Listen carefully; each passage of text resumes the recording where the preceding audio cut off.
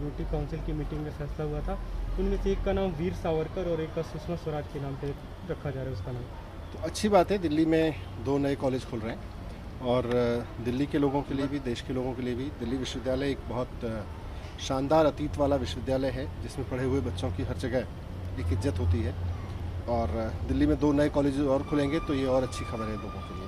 Sir, Veer Savarkar के नाम पे विवाद होता रहा है, तो अच्छा है, किसी के नाम पे भी रखिए, बच्चों को पढ़ाइए। अगर बच्चों को अच्छी पढ़ाई मिली तो किसी के नाम पे भी रखिए और अच्छा ही होगा। सर, बेरोजगारी की जहाँ तक बात करें, सीएमआई का डेटा आया जिसमें कई ऐसे राज्य हैं जो डबल डिजिट में है बेरोजगारी दर में, उनमें से दिल्ली भी है।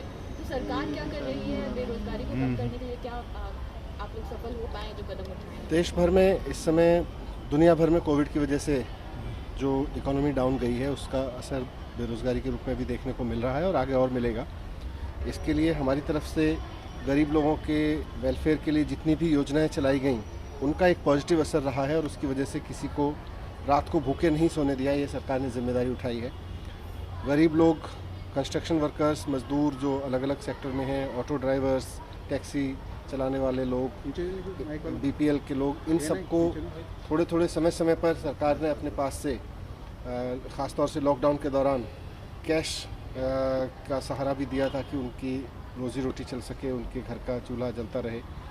और अब सरकार एक पूरा रोज़गार को लेके एक योजना बना के आई है। थोड़े दिन बाद उसको लॉन्च करेंगे ताकि एक तरफ अब जब धीरे धीरे सब कुछ खुल रहा है तो लोगों को काम करने वालों की भी ज़रूरत है और उधर काम करने वाले खाली बैठे हैं। तो इन दोनों को मैच कराने के लिए सरकार बहुत जल्दी अब रोज़गार बाज़ार 2.0, जो हमारा पहले रोज़गार बाज़ार की स्कीम आई थी 1 साल पहले, उसका बहुत सफल हुआ था और उससे लाखों लोगों ने फ़ायदा उठाया था। अब फिर से हम रोज़गार बाज़ार 2.0 पर काम कर रहे हैं और उसको बहुत जल्द लॉन्च करेंगे। महंगाई बहुत ज़्यादा बढ़ रही है और ऐसे में बेरोजगारी भी अगर बढ़ती है तो बहुत तकलीफ वाली चीज़ है आम आदमी को। बिल्कुल, आम आदमी के लिए तो सबसे बड़ी मुसीबत का समय ही रहा है ये कोविड, और इसमें सरकार की ओर से जितनी मदद की जा सके, इसीलिए दिल्ली में केजरीवाल जी ने गरीब से गरीब लोगों के ऊपर कम से कम बोझ पड़े तो उनकी मदद के लिए आज यहाँ उनको बिजली का खर्चा नहीं उठाना है, गरीब परिवारों को उनको पानी का खर्चा नहीं उठाना है, उनकी महिलाओं को अगर कहीं जाना है तो उनको बस का खर्चा नहीं उठाना है, अपने बच्चों की पढ़ाई का खर्चा नहीं उठाना है, उनको इलाज का खर्चा नहीं उठाना है।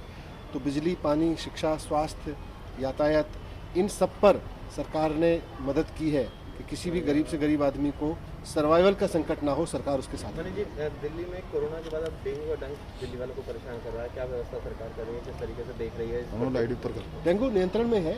हमने जहाँ भी केसेस जिस हॉस्पिटल से भी रिपोर्ट हो रहे हैं उसमें देखा है कि कहाँ से कितने केसेस हैं, वो दिल्ली के कितने हैं, दिल्ली से बाहर के कितने हैं।